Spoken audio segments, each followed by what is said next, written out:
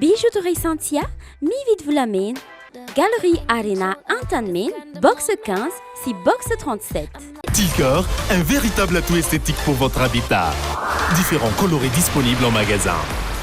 Batimax. Tilcor, Nuljanoni, le JT. Bonobon vous présente le JT. Bonobon est un biscuit croustillant recouvert de pâte de cacahuète enrobé d'un fin chocolat. Bonobon, rempli d'émotions. Bonobon. Telma, safidiko numéro 1 malagasy manolotra ho anao.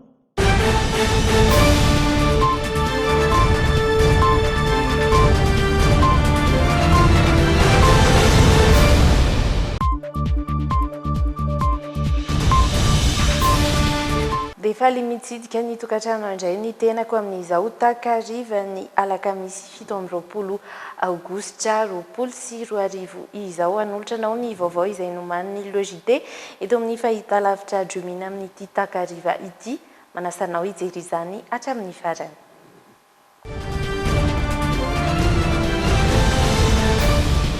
Miroso amin'ny fanaovana fanadihadiana ireo fitaraina sy fitoriana voaray eo am-pelatana ny birao maleo tena misana ny kolokolona ny Bianco sy ny PAC amin'izao fotoana. Anisan'izany mikasika ny faktura nahitana ny vidin'entana miopapana izay novidiny CCO FOIB eny Ivato tamin'ny alalan'ny orinasa izay voalaza fa notantana ny vadin'ny ministry ny atitany izay filohan'ny CCO ihany ohatselakory izay ny PAC no andray an-tanana ny fanadihadiana makasika ny vadin'ny ministry ny atitany raha toa ka eny amin'ny ACJ ny any filohan'ny CCO tsy mbola tafatsangana hatreto ny birao misana ny fanangejana ny arena azo avy amin'ny tsirariny. Ireo rehetra ireo no entiny mpiardina Razafindramanana ato anatin'ity vaovao izay narafitra ianja rakotondrainy ity. Tsy naharenesapeo ny Bianco manoloana ireo fitaraina samihafa heverina ahitana fomba fisehoana kolikoly. Amin'izao fotoana izao, nanambara ny tale jeneraly ny birao maleo tena io fa efa mandeha ny fanadihadiana. Anisany andrasan'ny mariny sy ny fanadihadiana makasika ny faktura ny vidin'entana miopapana novidin'ny CCO Ivato amin'ny alalan'ny orinasa notantana ny vadin'ny ministry ny atitany izay filohan'ny CCO voatselakory izay. Toy foana fa tao anatina fiboana dia nanaraka ny baiko izay nomeny ny fanjakana ary tahaky ny olona rehetrarehetra nanajan'izany baiko izany ny birao maleo tena dina amin'ny kolikoly. Dikan'izay nefa tsy dia hoe tsy niasa izahay tao anatin'ny tato satria nanao ny antsoina hoe télétravail dia ny fandraisana fitarainana moa zany dia nitohy foana hatramin'izay ary tonga ny fotoana zany zao izay ataoko hoe iverenana indray eo amin'ny sehatry ny fanaovana ny asanay. Izahay aloha hatreto dia lazaina fa mila fitoniana ny fanaovana fanadihadiana fa tsy ao anatina samboaravoara no anaovana fanadihadiana dia ho hitanay amin'ny fotoana mahamety azy ny tohin'izay zavatra izay satria ny fitoniana eto amin'ny tany sy firenena ilaina tsy ao anatina samboaravoarana no ahitana ny marina ary ho avy ny fotoana izay hijerenana izay lafiny anankiray. Teny amin'ny PAC Rajaivina no napetraka ny fitoriana makasika io faktura ny vidin'entana izay tsy mazava io. Ny PAC no andray an-tanana ny fanadihadiana makasika ny vadin'ny ministry ny atitany raha toa ka anjara asan'ny HCJ kosa ny filohan'ny CCO amin'ny maha-ministra azy. Anisany heverina ho asarotra ny fanadihadiana izany raha araka ny fanazavana. Ka ministra koa nge no raha tsy diso no voakasika amin'ny raha iny ny voateniteny dia ny vady moa afaka moa le vadiny iny zany voaresadresaka sy zay hoe mety hoe misy olona hafa manodidina fa fahafantarako azy aloha mbola tsy tonga any amin'ny fitsarana aloha le izy. Raha ohatra ka vadiny voana dia azo raisiny PAC le izy fa raha le ministra tsy andraikitra mipaka mihitsy le izy fa any amin'ny haute cour de justice. Ankoatra izay dia tsy mbola tafatsangana hatreto ny birao misana ny fanangejana ny arena azo avy amin'ny tsirariny taoriny nalany izany mitana anjara-toerana lehibe eo amin'ny fanatanterahana ny asan'izy ireo anefa ny fitsangan'ny birao io mba hisian'ny fangararana. Fanofoana ny didim-panjakana nanendry ny tale jeneraly ny serasera teo aloha fanaimana tiaray ankoatra ny fepetra izay mifanaraka amin'ny lalàna raisina aminy mikasika ny lozam-pifamovozana izay nitranga teny tsara sotra dia nanambarany teo anivon'ny filan-kevitra ambonin'ireo mpitsara fa miankina amin'ny fanapa-kevitra avy amin'ny ministry ny fitsarana no ahafahan'izy ireo manao dingana amin'ny fanasaziana izany na tsy.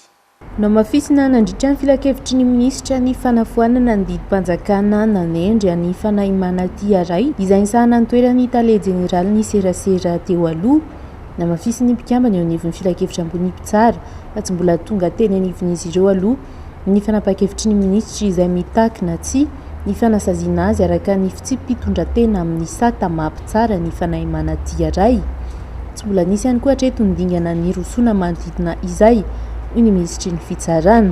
Za aloha mbola tsy nahazo tatra ofisiely lakina nydingana mbola ho ataoko. Zay aloha ny voalohany. Faharoa efa nampanontany aho ary efa nanome baiko ataovy ny famotorana momba an'izany. Hatreto dia tsy mbola misy fitoriana koa tonga any amin'ny raha fitsarana raha sy diso. Donc il n'y a pas de plainte au pénal. Fa na izany na izany a misy fitondratena takina ho aminay mpitsara. Misy fietsika équivalent au dol no filaza azy any izay mety ho condamnable ka tsy maintsy andalovana any amin'ny rafitra dia ino tiketra ny conseil rehefa tonga ny zatra ohatran'ireny mazava ho azy rehefa vita ny famotorana momba an'izay a dia hoeninareo inona le dingana atao fa teto no midingana dia efa nalefa ny famotorana momba an'izay hoe ino no zava-tantaky io ina marina no tenao anatiny tao tsy hisy mpitory hatreto zay ny fantatra aloha tsy fantatry ny rapitso a tsy haiko momba an'izay raha ohatra ka tonga zay zavatra ka mérité andry fasana ny conseil de discipline raha izany aloha ny marina tsy hitako mihitsy zay fasana ny conseil de discipline ako sasany ary nandeha tany io tsy misy resaka hoe rakoto sy rabe na mena sy maitso na inona tsy haiko ny tianao tenenina fa rehefa tonga zay dia hoeninareo ny dingana ary ny conseil suprême magistrature mbola tsy nivory raha teo satria tsy mivory raha tsy mahazo lalana avy any filoham-pirenena za vice président fotsiny ka rehefa tonga io dia hoeninareo ny dingana manaraka na ho afaka izy zoany zany na tsy ho afaka izy na fetsika mendrika fitoriana zany na tsy mendrika fitoriana ny conseil suprême magistrature no andrasantsika hanao ny fanapahan-kevitra rehefa tonga zay fotoan'izay. Ny sabotsy ala teo Ratsivona no navodona miaramila tamin'ny fiara-panjakana nentiny teny tsara sotra ny tale jeneraly ny serasera teo aloha rehefa avy namonjy lanonana.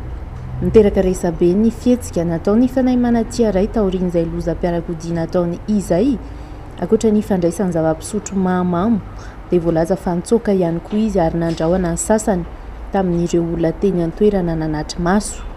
Mbola manaraka fitsaboana ilay miaramila ny aran-doza ireo rehetra ireo nitarika ny fametrahampialany ka nampahafantarany izany ampahibe maso tao amin'ny tambazotra fotoana vitsy taorian'ny tranga.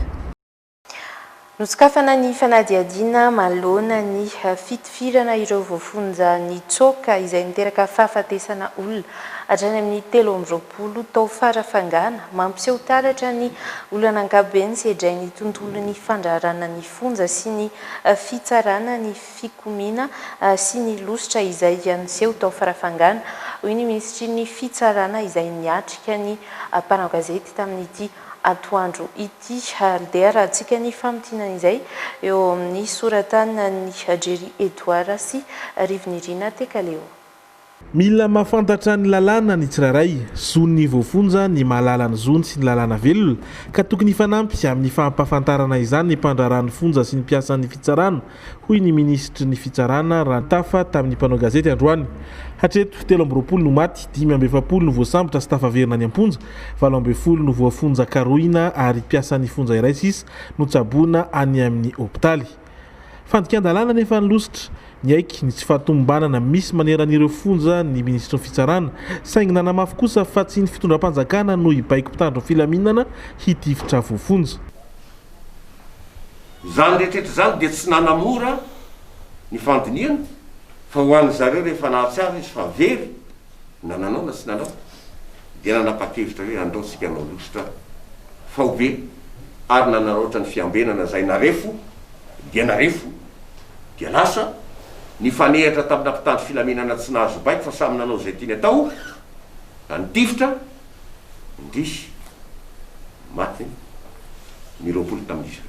nisy arak'izany ny fanadihadiana misokafana ikaroana ny tena antony ny siny ny tifitra ka io fanadihadiana io no hamaritra ny fepetra ho raisina manoloana ny zavatra niseho. Efa ny antoeran'ireo mpanao famotorana avy amin'ny sampana eloka bevava ny zandarmaria pirenena sy ny mpanao fanadihadiana avy amin'ny ministeran'ny fitsarana. Hatreto aloha tsy misy fitonram-panjakana zany milaza fa nitetika dia ny andeha hamon'olona na hoe nitetika dia andeha hanome fitondrana tsy mety fa eo amin'izay ananana ary eto dia tsy ho adiniko kosa nilaza hoe misaotra nareo fitandro filaminana fa raha sy nanao koa nareo dia ho aiza ny andehanana fa ho aminay koa nge mba misy ny manie azay nisy ny ankety any dia ho jerentsika satria nisy nitonona anarandreo madame directeur de cabinet hoe ity tena mpanao anay an'izao ty mpanao anay an'izao. Niverina ny filaminana ao farafangana fantatra ihany koa fa nandefa andiana GVIR na groupe volant d'intervention rapide ho fanampiana ireo mpandrarahany fonja any antoerana ny fibaikona foibe. Fastami ahitana ny solotena vodrina parlementaire tsirairay ny komity iombonana isasandro solombam-bahoaka sy halolana ny commission mixte paritaire miankina amin'ny isan'ireo député ao amin'ny kosa no anjara ny vondrona parlementaire ho an'ny antenimieram-pirenena dia misy 5 ny IRD raha toka avy amin'ny HVM ny maro anisa ho an'ireo loholona amin'ny herinandro izao no iroso amin'ny faranganana ity komity iombonana ifampisasana ity ireo parlementaire rotonda. Mandesary ny tindro eo amin'ny parlementaire mahakasika ny komity iombonana izay sasahan'ireo député sy loholona. Ahitana loholona 7 sy solombam-bahoaka miisa 7 io komity io. Milaza ireo solombam-bahoaka fa izy ireo no manandanja ao amin'ny komity io ho an'ny antenimieram-pirenena izao misy 5 ny IRD raha toka avy amin'ny HVM no maro anisa ho an'ny loholona. Vaindondra raha ny parlementaire mandritra ny fivoriana tsy ara-potoana faharoa amin'izao fotoana izao ny fanangana ny komity iombonana izay sasahan'ireo député sy loholona. Hitoviana ny fomba hisafidianana sy hametrahana azy ireo. Miankina amin'ny isan'ny député sy loholona ao amin'ny kosa ny anjaran'ny vondrona parlementaire. Dia 7 ny solombam-bahoaka ao anatin'ilay commission mixte. Dia ireo zany no mifidy izay ho filohany sy filoha-lefitra ary mipapaka-teny. Dia ao anatin'io 7 zany misy ny atao hoe groupe parlementaire. Ohatran'eo amin'ny solombam-bahoaka zao dia au prorata ny isan'ny député ao amin'ilay groupe parlementaire zany ny isa dia ny RD zany 5 dia ny TIM ray ary ny GPR ray zay zany Andany volavolan-dalàna ahitana didy tsy volana miisa 3 io komity io ka isan'izay ny lalàna mifeny ny fividianana sy ny fitsapan-kevi-bahoaka eo ihany koa ny lalàna fehizoro mahakasika ny fampandehanan-draharaha eo anivon'ny antenimieran-doholona ny fividianana sy ny fanendrena ny antenimieran-doholona ary ny fahatelo ny lalàna mifeny arena kibony tany. Amin'ny herinandro avy io no irosona ny fananganana ny komity iombonana izay isasahan'ireo parlementaire ireo. Mienjana hatrany mitady eo amin'ny ben'ny tanàna sy ireo mpanolontsain'ny tanàna Antananarivo sasantsasany tamin'ity androany ity dia ny fomba ampiasana ny teti-bola indray no nasian'ireo mpanolontsaina munisipaliteny fandanimbola mihoapapana ka tokony ho ahena raha araky ny fanehoan-kevitra ireo mpanolontsaina sasantsasany avy amin'ny antoko mba mitentina hatrany amin'ny 7 miliara ariary ny teti-bola izay noeritreretin'ny komina Antananarivo renivohitra ho ampiasaina ato anatin'izao efa bolana farany amin'ny taona 20 sy 20 izao. Ny andidin'ireo no entin'ny Piardina Razafindramana eo amin'ny rindran'izariny Dolphe Rakotiniainy.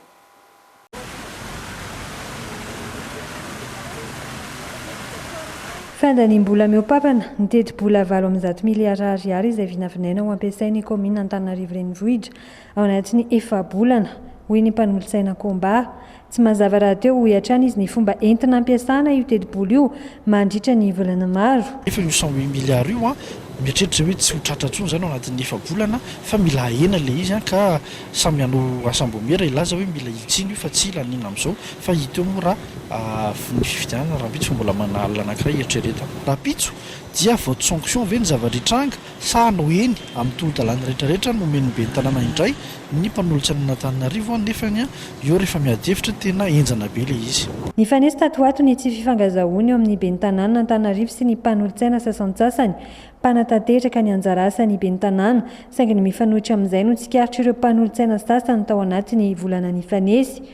Anisan'ny paritaka tao anatin'ny tambazotra sosialy izao ny mahakasika ny volavolana lalàna tom izay tetikasa fananganana pilone. Raha mpitso no iroso amin'ny fandaniana ny teti-bola ampiasain'ny komina Antananarivo renivohitra amin'ity taona ity ny mpanolotsaina fivoriana izay afaka hatrehany be sy maro raha araky ny lalàna. 720 ny fitambarareo olana mony ainy vokatry ny aretina Covid-19 vola 3 isan'andro no maty nanomboka omaly raha ny antotanisy. Tsy nisy afa-tsy 100 ireo olana tao fitiliana tranga vaovao 730 no hita taoriny izay mitondra ny Antsipria ny aina Rabarso sy Rivinirina Tekaleo. Omaly sy androany nahitana olona nodimandry noho ny coronavirus miisa 9 indray teto Madagasikara raha 4 andro talohan'izay tsy nahitana mihitsy. Fa na izany aza tsy nahitana fiakaram-betsaka intsony ny tapitondrana ny tsimikaretina efa andro maromaro izay. Nambaran'ny CCO fa 730 ireo olona vaovao voatily fa mitondra ny tsimikaretina androany. 100 ny fakana singa na afanana azo io antotanisa voalaza io. 30 anisan'ny tranga vaovao tao anatin'ny 420 raha farany. Raha 3 kosa no isan'ny lavo ny valanaretina Covid-19 eto Madagasikara tao anatin'izay 420 raha farany izay dia takan'ny fanaonay moa ary tsy talay kosa ay maharatsy azy dia mitondra ny teny finonana feno tompoko an'ireo avan'ireo olona izay namony ainy lavon'ity valanaretina Covid-19 ity izahay. Ny fitiliana izay natao nazahoana ny antotanisa dia toy izao izany. Miisa 100 aloha ny totalin'ny fitiliana vita ary ny fitambaran'ny fitiliana PCR vita hatramin'izay zany ny 100 ireo ny fitiliana nafanantila ireo 30 tranga vaovao tao anatin'izay 720 raha faran'izay fa ny fitambaran'ny fitiliana rehetra vita kosa dia mitsinjara ho 3 700 ho an'ny fitiliana PCR ary 2,700 sy 10,000 ho amin'ny fitiliana amin'ny alalan'ilay hoe gène expert. Etsy ankilany miakatra trano ny tahapasitranana izay nahitana olona vaovao 400 androany nanampy ireo tsy amindra ny tsimikaretina intsony. Hita taratra noho izany fa miamidina ny isan'ireo olona mbola mitondra ny valanaretina Covid-19 eto Madagasikara. Isan'ny nanamafy izany ny ministry ny fahasalamam-bahoaka androany milaza fa efa voafeny aretina. Natao hoe voafehy zany misy azo lazaina hoe misy famaritana manokana mihitsy zany. Ny aretina mbola misy eto amintsika fa efa voafehintsika izy satria efa midina. Ary za mbola milaza koa ity fa matetika tsy de resahantsika fa noho ny fiarovana nataontsika dia misy ireo faritra zay betsaka mbola tsy misy Covid amin'izao ary misaotra an'Andriamanitra ary tsy maintsy mitandrina antsika any amin'ilay faritra tsisy Covid ireny mba tsisy Covid hatramin'ny farany. Ary zay mahasamy hafa kely ty noson-drazantsika ty misy ireo faritra ahitana ary ny tena nahitana azy betsaka dia efa niena ary efa tsy ho isy tsony rehefa kelikely ary le faritra tsy misy raha mitandrina sika dia tsy ho isy mihitsy. Oka tsy adiontsika fa misy ireo faritra zay tsy misy coronavirus hatramin'izao ary engane reny mba tsy ho isy hatramin'ny faritra. 2,700 izany sisa ireo marary mbola manaraka fitsaboana raha 2,704 sy iray alina tany am-Pandoangy. Mijanona ho 720 ny marary mampiseho fahasarotana satria tsy nahitana vaovao androany. Ny afoana tanteraka ity arety mandozy ity no tanjona ka aoka samy andraiandraikitra amin'ny fiarovana trano ny tsirairay indrindra amin'izao fivoahana tsikelikely amin'ny fihibohana izao. Hatramin'ny nisy ny valanaretina Covid-19 teto Madagasikara dia vitsy ny tapitondrany zaza ny tsimikaretina tsy dia nisy ihany koa ireo nampiseho fahasarotana raha ny nambarany talehan'ny hôpitalin-jazakely eny Tsaralalàna. Tamin'ity androany ity atao amin'ity toerana ity manokana dia nandray zaza marary ny coronavirus miisa 10 izy ireo hatramin'ny volana Jiolay lasa teo. Amin'ny ankapobeny dia tsy nanasatra ny fitsaboana ireo zaza izay lasipatry ny tsimikaretina Covid-19 ireo ny andindiny Aina Rabarso eo amin'ny sariny Stéphane Rakotomalala. Tsy dia niantraika firy tamin'ny zaza ny valanaretina Covid-19 teto Madagasikara. Ny teto amin'ny hôpitalin-jaza tsara lalàna manokana ny volana jolay teo vao ny zaza fantatra fa marary ny coronavirus tonga nitsaboana tato. Tsy nanano sarotra ny fitsaboana satria tsy nampiseho fahasarotana izy ireo, izay fantatra fa ny isa 10 teo eo. Nokarakaraina toy ny zaza marary rehetra ihany, saingy natokana fotsiny ny toerana nandraisana azy ary nomafisina ny fitandremana ho an'ny mpitsabo.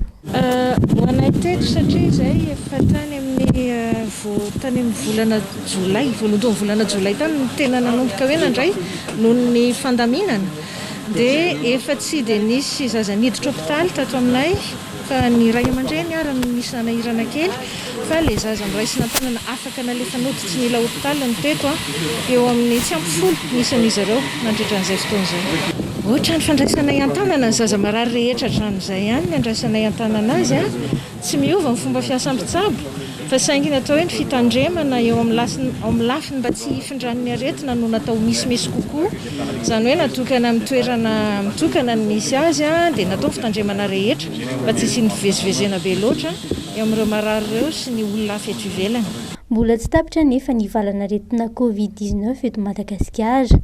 Ilaina hatrany ny mivonona amin'ireo fitaovana entina hisorohana raha sanatria misy ireo zaza marary mafy any amin'ny toeram-pitsaboana. Fantatra mantsy fa mety ho sarotra ihany ny andresen'ny zaza ny tsy mikaretina coronavirus raha toa ka misy fahasarotana. Isan'ny namaty izany fitaovam-piarovana izany tato amin'ny hôpitalin-jaza tsara lalàna ny ambassade de France izay natrehan'ny ministry ny fahasalamam-bahoaka. Androany zany tsika dia niara nanatrika sy nahita zany ity fandraisana an'ireto fitaovana izay hoentina iadina amin'ny Covid-19 izay nomen'ny ambassade de France zany miaraka amin'ny reo association français à l'étranger sy ny association du français du monde ary zareo moa zany ny tena angady sy vina ahitana dia ireto fitaovana reto zany satria tsika ao anatin'ny fiadina amin'ny Covid mbola mitohy Nanome baiko ny ministry ny fahasalamam-bahoaka fa tsy maintsy ho hatsaraina ny fandraisan'ny mpitsabo ny marary any amin'ny hôpitaly. Tsy ho an'ny zaza ihany fa ho an'ny olona tsirairay mihitsy. Betsaka ireo marary mitaraina fa raha tsy fandraisana amin'ny marary ny mpiasan'ny fahasalamana. Manomboka izao dia hisy ny fijerena ifotony izany.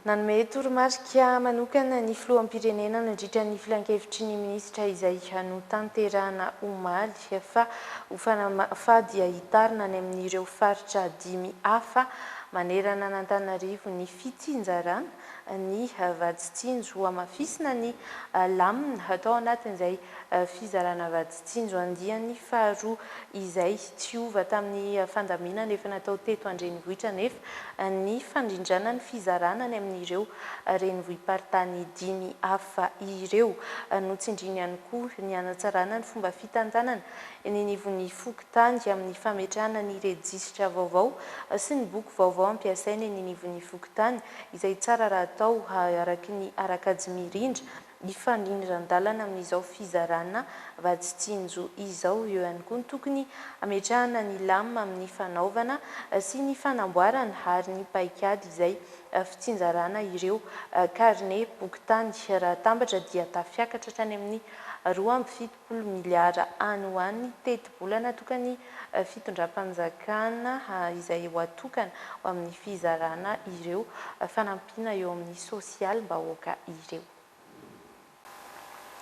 Fampiasa manodidina ny 420 anivon'ny FIFA eto Antananarivo no mitaraina ho tsimbola nandray ny karamany nandritra ny 4 volana voalohany ity taona ity. Saika isan-taona dia toy izany hatrany no mahazo ireo mpiasa ireo raha ny fitarainan'izy ireo. Nambaran'ireo mpiasa ireo ihany koa nefa fa hiarana izay tsy fandraisana tampoka sasarana mambolana maro izay ihany koa ireo mpiasa manerana ny faritra.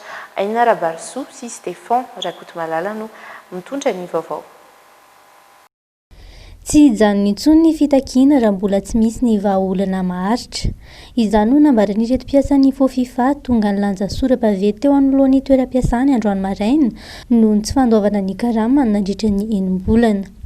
Isan'ny taona dia saika miatra amin'izy ireo hatrany ny olana tsy fahazoana karama tahaka izao. Amin'ity taona ity kosa tsy anginy intsony izy ireo araka ny filazana satria efa miatra manaina ny zavatra iainana amin'izao fotoana.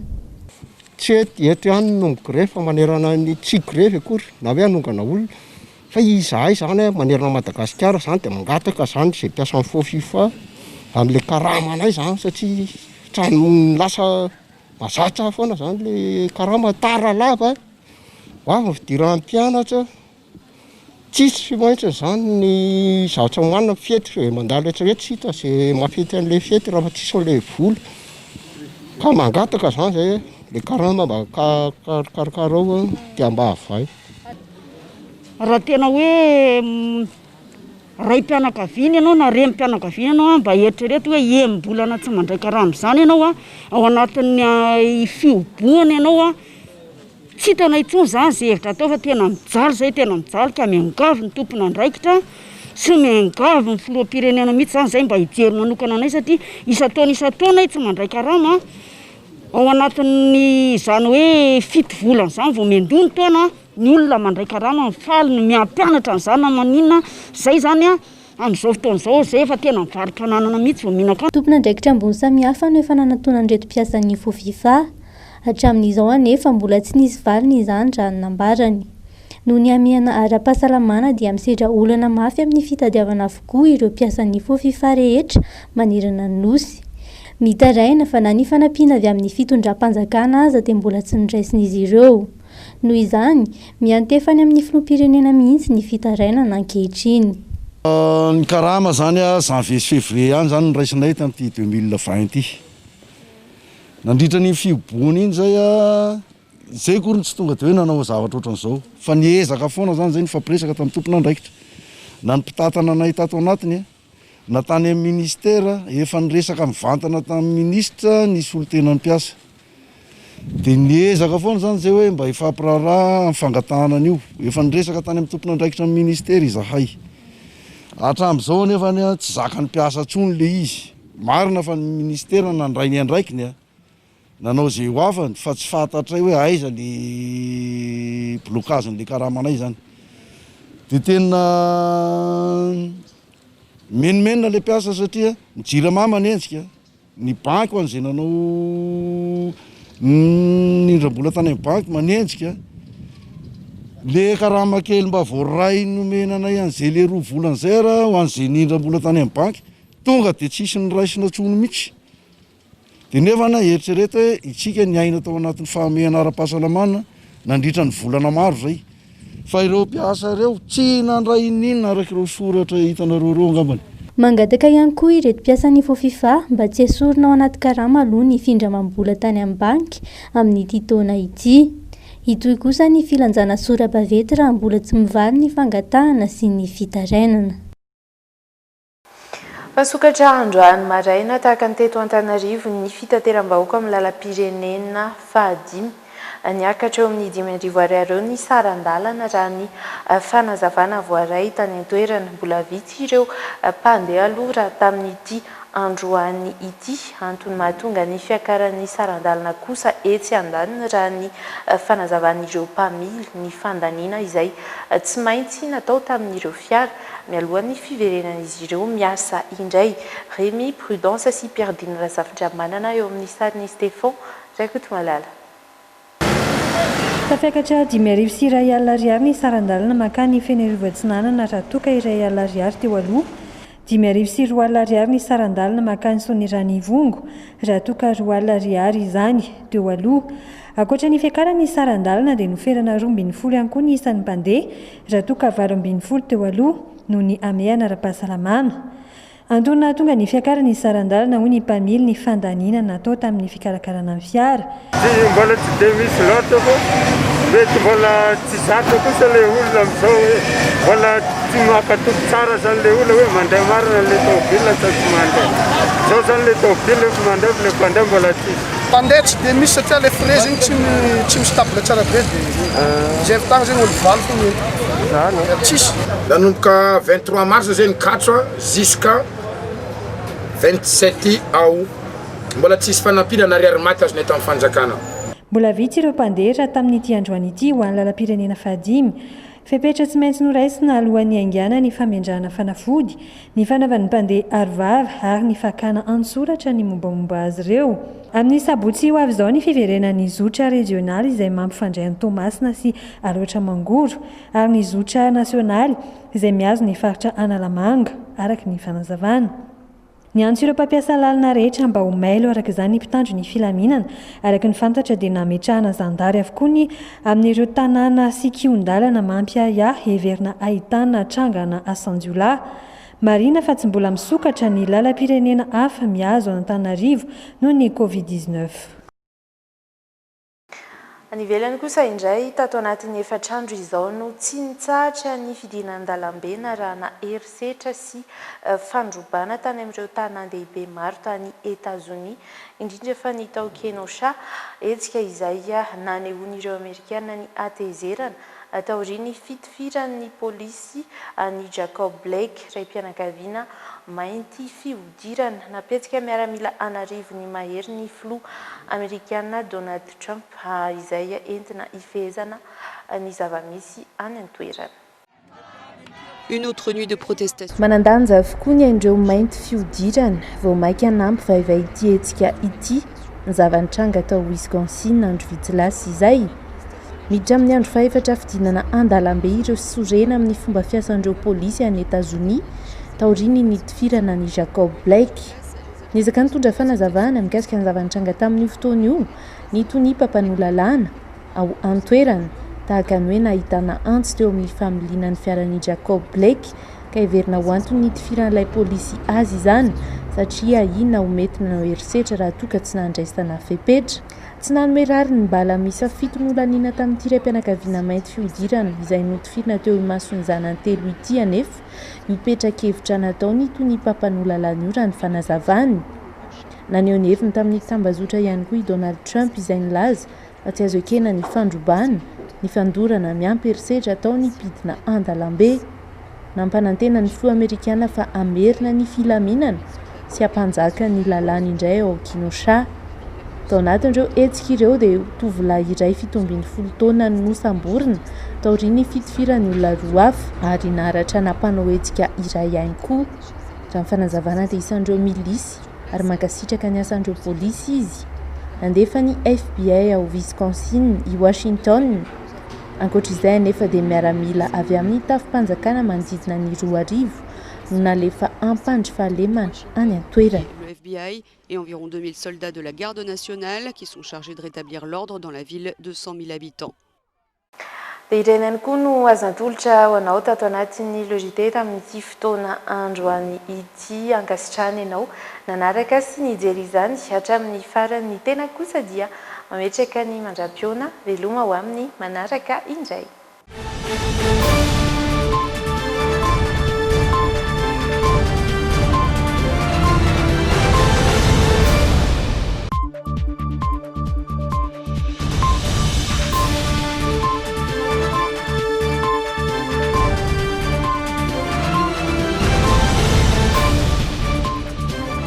Telma, safidiky numéro 1 malagasy manolotra ho anao. Bijouterie Santia, mividy volamena. Galerie Arena Antanmen, box 15, si box 37. Tilcor, un véritable atout esthétique pour votre habitat. Différents colorés disponibles en magasin. Batimax, Tilcor, Nuljanoni, le JT. Bonobon vous a présenté le JT. Bonobon est un biscuit croustillant recouvert de pâte de cacahuète enrobé d'un fin chocolat. Bonobon rempli d'émotions.